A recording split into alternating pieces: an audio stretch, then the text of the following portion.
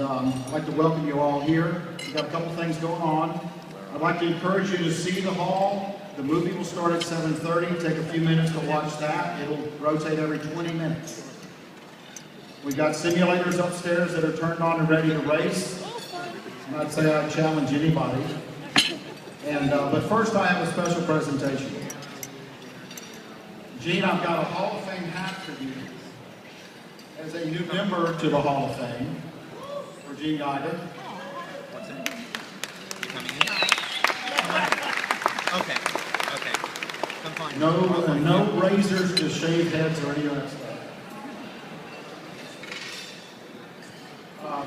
Victory lane, you wear it that way. Here, you wear it the other way. So you can choose how you want to. When you go to the simulator, you might be able to wear it the other way. Or they might carry you out in the EMS, I'm not sure. And as a new, maybe the newest member of the Hall of Fame, I'm not sure, I have a lanyard and Gene's own personal hard card for his membership to the Hall of Fame. So welcome to the Hall of Fame. Now you're official. I want y'all to enjoy yourselves, but I have a special guest tonight who is responsible for all of the stuff you see here, and a secret room where I understand there's at least enough stuff to do this again, and he has to manage all of that, but he is the keeper of all knowledge at the Nascar Hall of Fame here in Charlotte, and that's Buzz McKim. So Buzz? Thank you very much, folks, and we're honored and tickled to death that you're here tonight, and I'd like to personally welcome our newest member, Mr. Gene Geiger. I think that's awesome.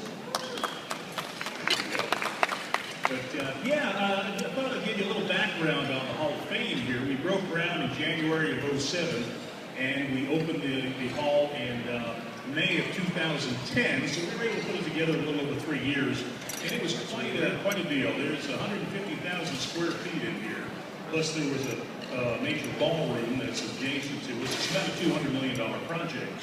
What we tried to do is bring in the entire history of NASCAR, and we're going to have to do it in stages because we're covering about 65 years of history. But folks wanted to know where NASCAR came from, and it didn't just pop up out of the ground one day in 1947. Well, it came about because of a fellow named Bill France Sr. Bill was born in Washington, D.C. in 1909. And he was a mechanic, and he was tired of working on cars in the cold, so he thought he'd work on cars where it's nice and warm. So in 1934, he took his Pupmobile and hooked his little homemade house trailer to it, and he and his wife and infant son, Bill Jr., came to Daytona Beach. And they had relatives in the area. Bill was also a race driver in the Washington, D.C. area. Got the racing bug when he was a kid.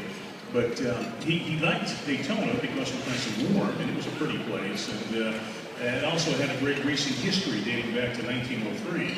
So, you know, the legend says that he was on his way to Miami, and the car broke down in Daytona, so he just stayed there. He said, that's baloney. It used to drive him crazy when people would say that, because he said, you know, I was a mechanic. If the car broke down, I could have fixed it, and we could have gone down to Miami. Now, we were wanting to go to Daytona Beach.